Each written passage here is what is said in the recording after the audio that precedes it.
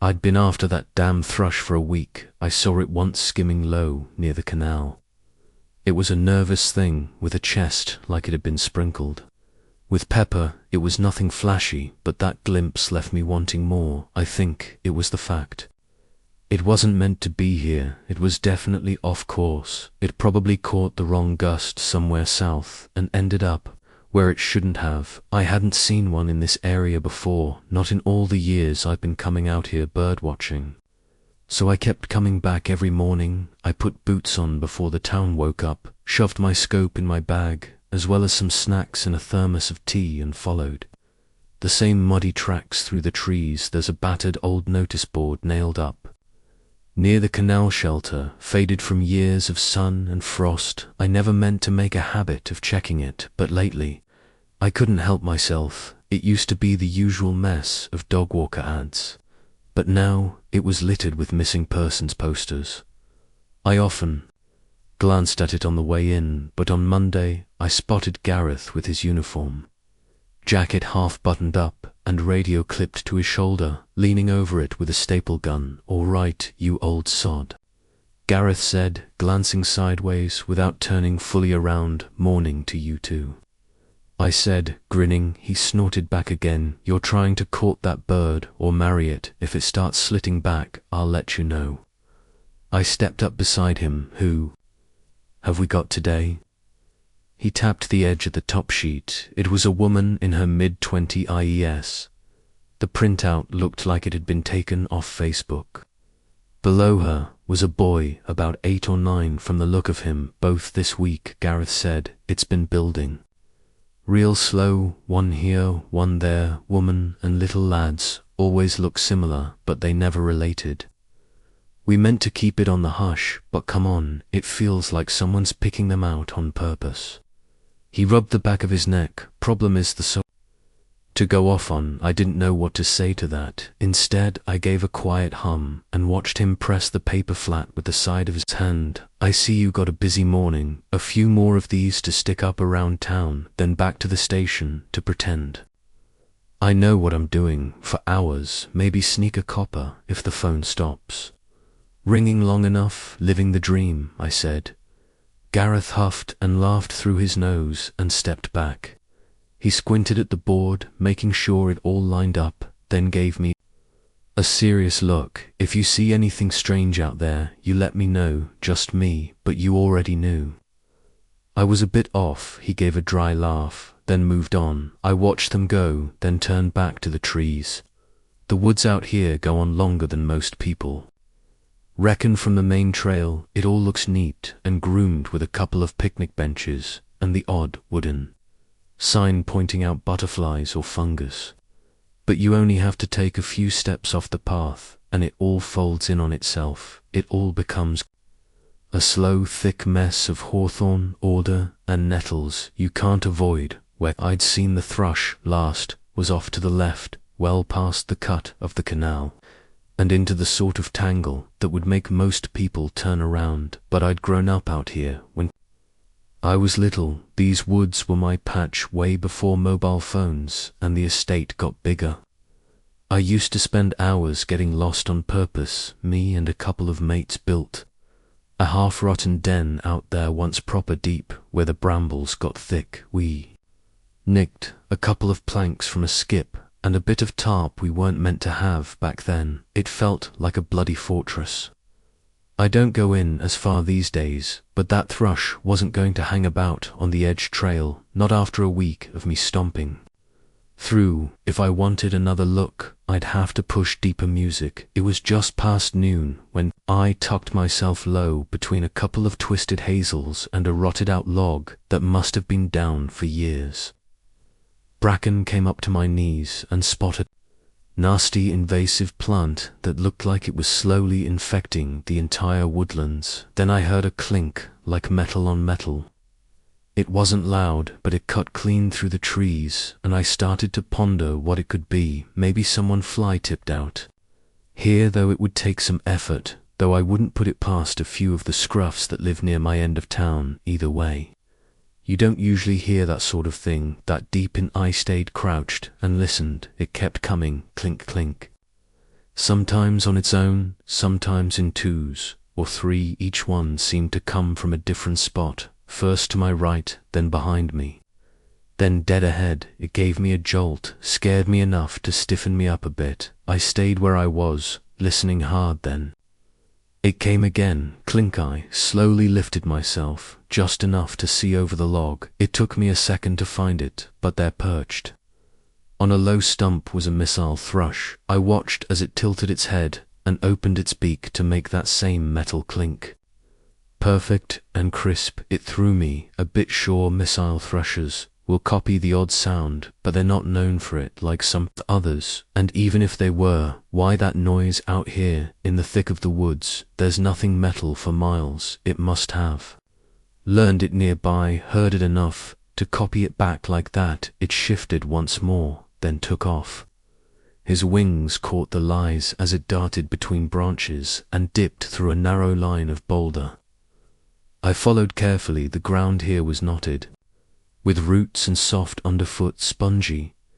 In some places where the moss was thickest, I kept low stepping where the ferns bent, smoothly moving round the trees. Brambles caught in my jacket. Occasionally I'd lose sight of the thing, but hear it again. Clink, clink, always just ahead. I couldn't help but admire it. Even with everything else going on, it moved with that sharp, nervous grace.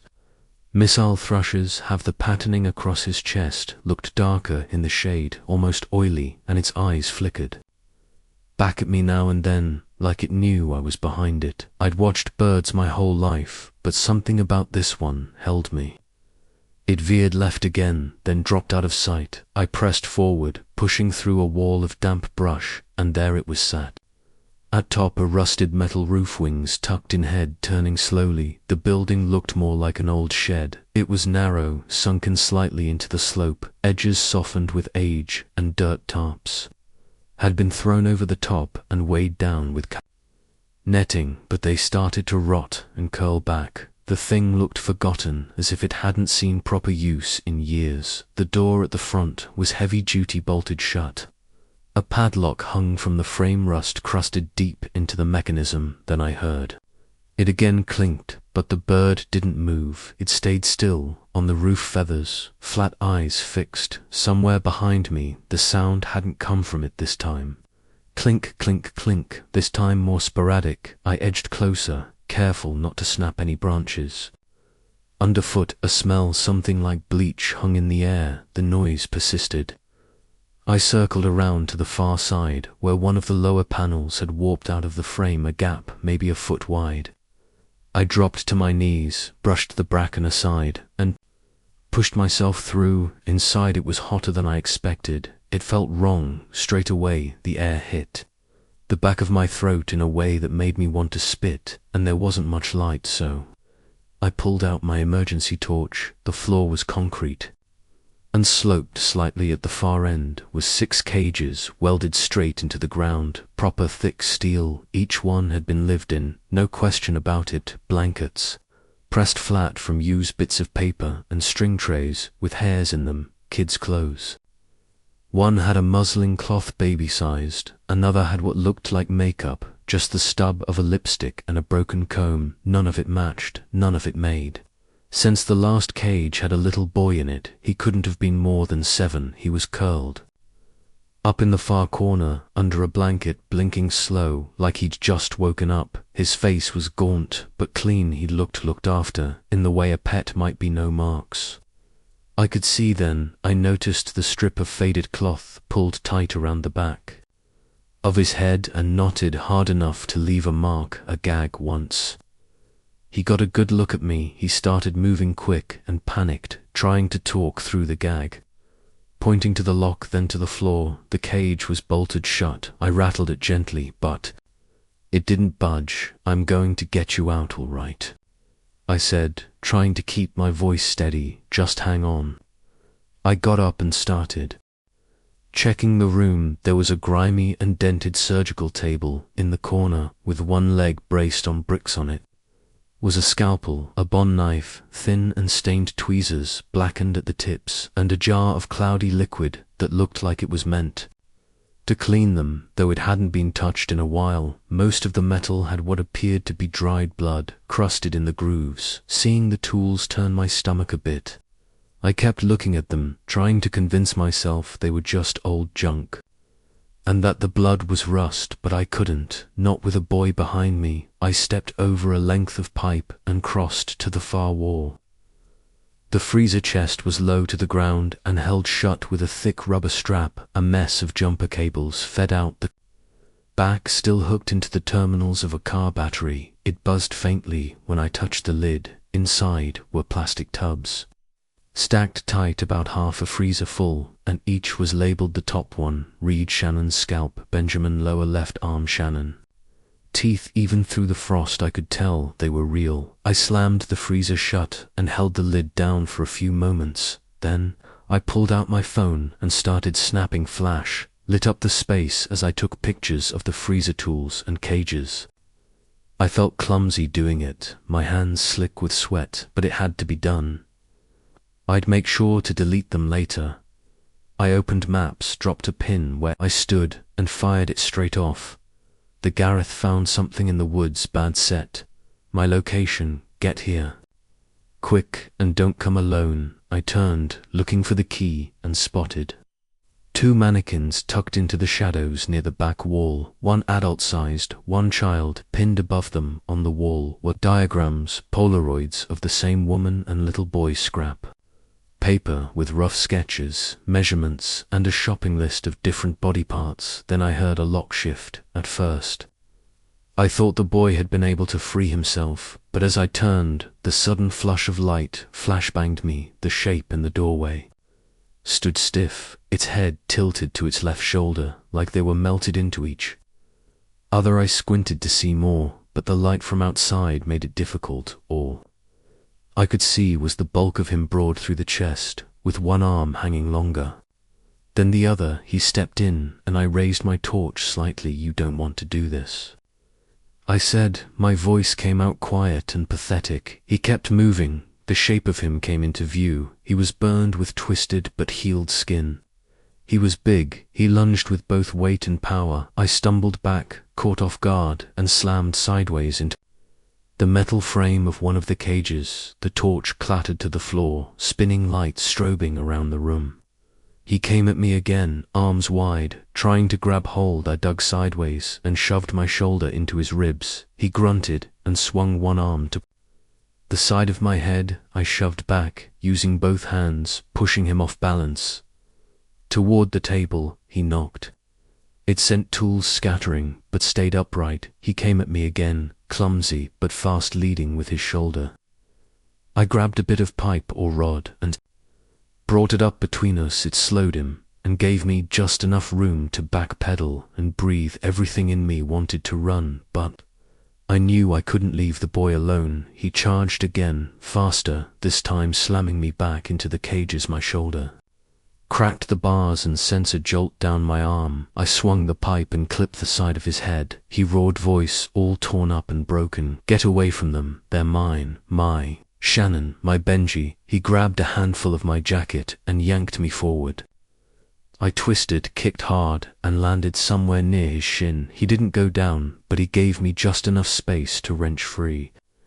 My ear was still ringing from the earlier blow, a sick through behind my eye now, as something had split. He kept coming. Every breath he took sounded like it hurt, wet and uneven, full of rattling heat. The burns had wrecked his face, but there was still strength in him, more than I had. He was desperate, and desperate men don't stop easy. I tripped, trying to dodge his next swing, landed hard on my back, ribs flaring. My grip slipped on the pipe, and it skidded out of reach. He loomed above mouth, working like it was trying to say more, but all that came out was a dry, bubbling rasp. His boot pressed into my leg, pinning me. I tried to twist, to roll clear, but his weight kept me pinned. My ear was still ringing, and now my ribs were burning. I couldn't catch my breath.